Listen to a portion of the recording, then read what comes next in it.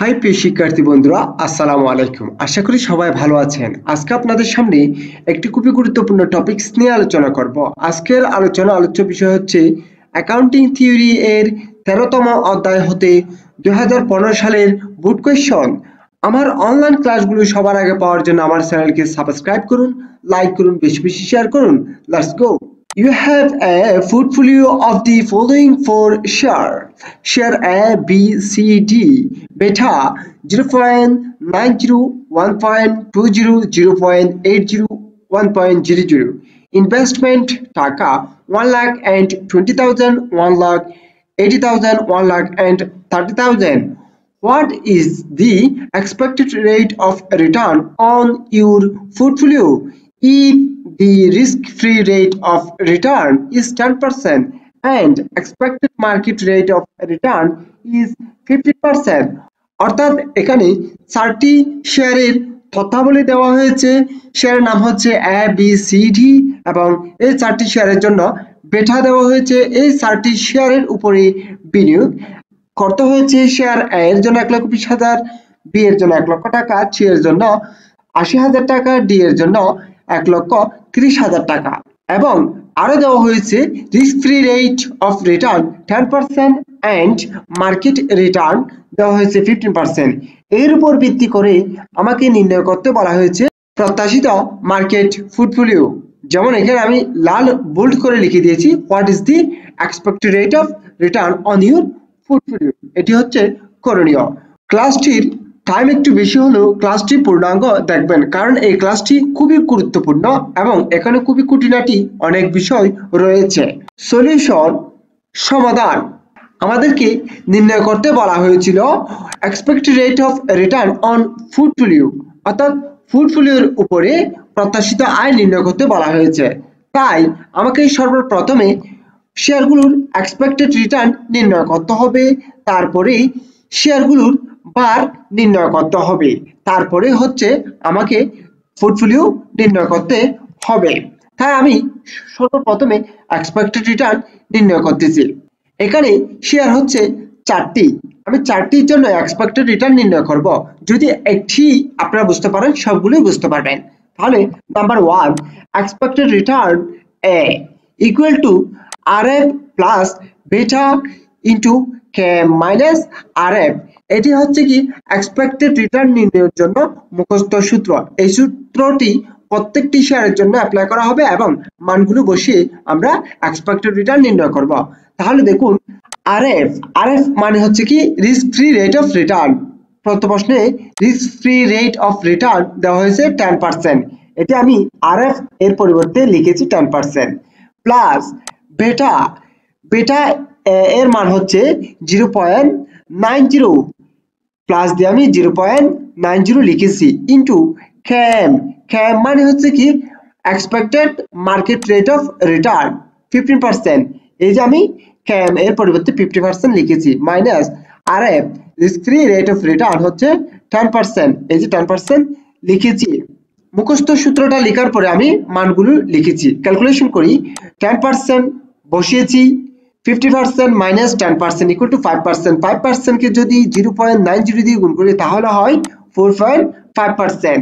4.5% কে যদি 10% এর সাথে যোগ করা হয় তাহলে হচ্ছে 14.50%। এক্সপেক্টেড রিটার্ন শেয়ার এ এর জন্য শেষ। আবার হচ্ছে এক্সপেক্টেড রিটার্ন শেয়ার বি এর জন্য। তা লিখেছি expected return share B equal to RF plus beta into KM minus RF। সূত্রটি মুখস্থ লিখেছি। RF এর পরিবর্তে লিখেছি 10% এবং বেটা শেয়ার বি এর হচ্ছে 1.20। এই যে 1.20 লিখেছি। KM হচ্ছে মার্কেট রেট অফ রিটার্ন 15% লিখেছি। RF হচ্ছে 10% লিখেছি। আবার ক্যালকুলেশন করলে হচ্ছে শেয়ার বি এর জন্য এক্সপেক্টেড রিটার্ন হচ্ছে 16%। আপনারা এখানে দেখতেছেন আরএফ এর মান হচ্ছে 10%, ক্যাম এর মান হচ্ছে 15%। শুধুমাত্র পরিবর্তিত হবে বেটা এর মান। Share A, share B, share C, share D, এখানে শুধু বেটা এর মানটি পরিবর্তন করে আমি 4টি শেয়ার এর জন্য এক্সপেক্টেড রিটার্ন নির্ণয় করেছি। আপনারা একটু চোখ বুলিয়ে নিন। এরপরে আমাকে নির্ণয় করতে হবে শেয়ারের বার নির্ণয় করতে হবে। শেয়ারের বার নির্ণয় করব আমরা যত টাকা টোটাল ইনভেস্ট করা হয়েছে ওই টোটাল টাকা দ্বারা প্রত্যেকটি শেয়ারের ইনভেস্টের টাকাকে ভাগ করে যত পাবে সেটা হচ্ছে কি ওই শেয়ারের জন্য বার। সেটা আমি এখানে দেখাচ্ছি পোর্টফোলিও রেট অফ রিটার্ন। এর জন্য সর্বপ্রথম নির্ণয় করতেছি টোটাল ইনভেস্টমেন্ট। টোটাল ইনভেস্টমেন্ট মানে হচ্ছে কি এই যে 1,20,000 টাকা, 1 লক্ষ টাকা, 80,000 টাকা, 1,30,000 টাকা টোটাল আমি করেছি। দেখুন 1,20,000, 1,80,000, 1,30,000 টোটাল হচ্ছে 4,25,000 টাকা। এই 4,25,000 টাকা দ্বারা যদি প্রত্যেকটি শেয়ারের ইনভেস্টমেন্টকে ভাগ করি তাহলে প্রত্যেকটি শেয়ারের ওয়েট নির্ণয় হবে। যেমন এখানে আমি নির্ণয় করেছি ক্যালকুলেশন অফ ওয়েটস বার নির্ণয়। Wait of A equal to share এর জন্য বিনিয়োগ করা হয়েছে 1,20,000 টাকা, যেটা আমি উপরে লিখেছি 1,20,000 টাকা, ভাগ করতে হবে টোটাল ইনভেস্টমেন্ট 4,25,000 টাকা দিয়ে, ভাগ করলে হয় 0.2824। আমার শেয়ার এর জন্য ওয়েট শেষ। এবার হচ্ছে শেয়ার বি এর জন্য ওয়েট নির্ণয়। শেয়ার বি তে বিনিয়োগ করা হয়েছে 1 লক্ষ টাকা, যেটা আমি এখানে 1 লক্ষ টাকা লিখেছি, ভাগ টোটাল ইনভেস্টমেন্ট 4,25,000 টাকা, তাহলে হয় 0.2353। ঠিক একইভাবে আমি এ বি সি ডি চারটি শেয়ারের জন্য বার নির্ণয় করেছি। আপনাদের একটি মুখস্থ রাখতে হবে, ওয়েট এর মান টোটাল হবে 1, সবসময় 1 এটি মুখস্থ রাখতে হবে।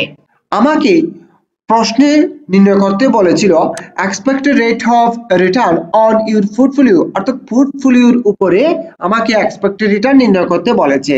এর জন্য আমি প্রত্যেকটি শেয়ারের এক্সপেক্টেড রিটার্ন নির্ণয় করেছি, এরপরে প্রত্যেকটি শেয়ারের বার নির্ণয় করেছি।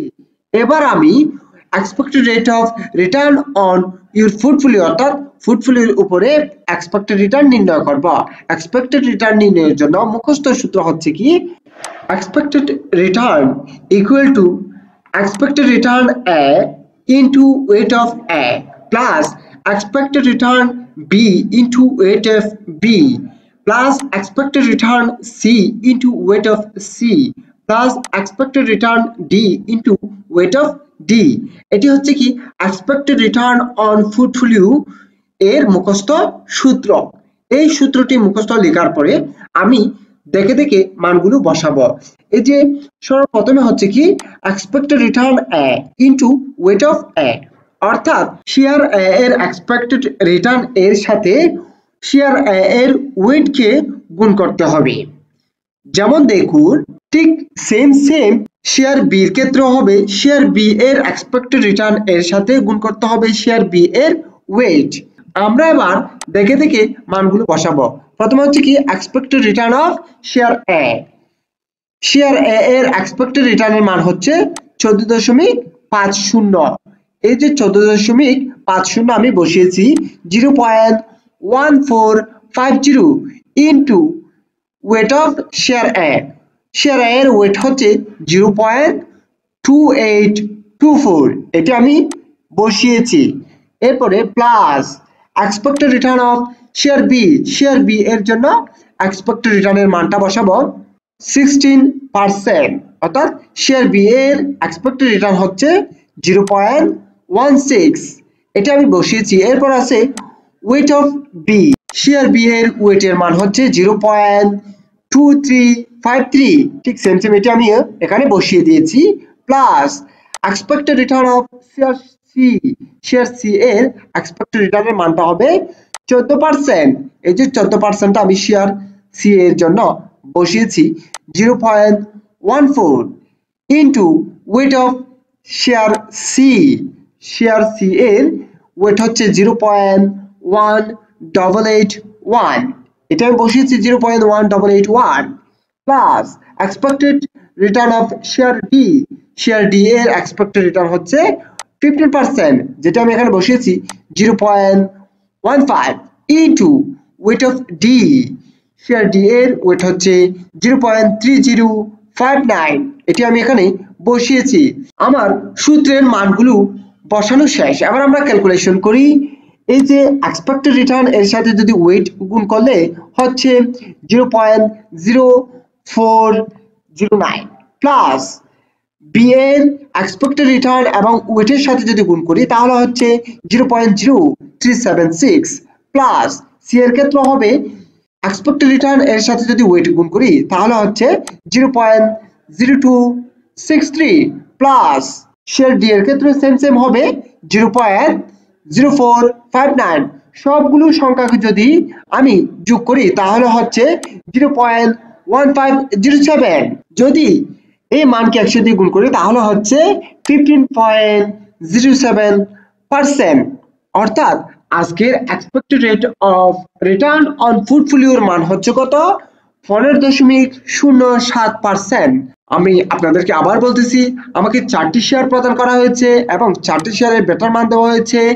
4টি শেয়ারের জন্য বিনিয়োগের টাকাও আলাদাভাবে দেওয়া হয়েছে এবং risk free rate of return দেওয়া হয়েছে 10%, মার্কেট রেট অফ রিটার্ন দেওয়া হয়েছে 15%। এর উপর ভিত্তি করে আমাকে expected rate of return on portfolio নির্ণয় করতে বলেছে। Expected rate of return on portfolio নির্ণয় করার জন্য আমাকে এক্সপেক্টেড রিটার্ন এর মান লাগবে এবং প্রত্যেকটি শেয়ারের ওয়েট নির্ণয় করতে হবে।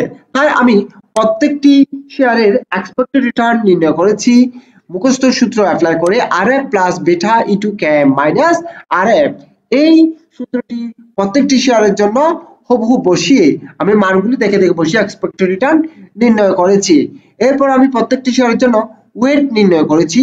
ওয়েট নির্ণয় করেছি যে এই যে বিনিয়োগের টাকাকে টোটাল করে প্রত্যেকটি শেয়ারের আলাদা বিনিয়োগের পরিমাণকে ভাগ করে, যেমন এখানে দেখুন টোটাল বিনিয়োগ হচ্ছে 4,25,000 টাকা। 4,25,000 টাকাকে একক বিনিয়োগ 1,20,000 টাকা দিয়ে ভাগ করে শেয়ার এ এর জন্য ওয়েট নির্ণয় করেছি, বি এর জন্য ওয়েট নির্ণয় করেছি, সবগুলোর জন্য সেম ওয়েট নির্ণয় করেছি। আমার প্রত্যেকটি শেয়ারের এক্সপেক্টেড রেট অফ রিটার্ন নির্ণয় করা শেষ এবং প্রত্যেকটি শেয়ারের আলাদাভাবে ওয়েট নির্ণয় করা শেষ। এবার আমার expected rate of return on portfolio নির্ণয়ের জন্য মুখস্থ সূত্রটি লিখেছি। প্রত্যেকটি শেয়ারের এক্সপেক্টেড রেট অফ রিটার্ন এবং গুণ করেছি ওই শেয়ারের ওয়েট দ্বারা। যেমন দেখুন এর expected rate of return into weight of A, ঠিক সেম বি এর ক্ষেত্র, সি এর ক্ষেত্র, ডি এর ক্ষেত্র। এবং আমি দেখে এই যে এক্সপেক্টেড রেট অফ রিটার্ন নির্ণয় করেছি এখান থেকে যারটা তাকে এবং ওয়েট নির্ণয় করেছি যারটা তাকে এই সূত্রের উপর বসিয়ে আমি ক্যালকুলেশন করে আজকে expected rate of return on portfolio পেয়েছি 15.07%। আশা করি প্রদত্ত ক্লাসটা আপনারা খুব ভালোভাবে বুঝতে পেরেছেন। যদি ভালোভাবে বুঝে থাকেন আমার পরবর্তী অনলাইন ক্লাসগুলো সবার আগে পাওয়ার জন্য আমার চ্যানেলকে সাবস্ক্রাইব করুন, লাইক করুন, বেশি শেয়ার করুন। সুস্থ থাকুন। আসসালামু আলাইকুম।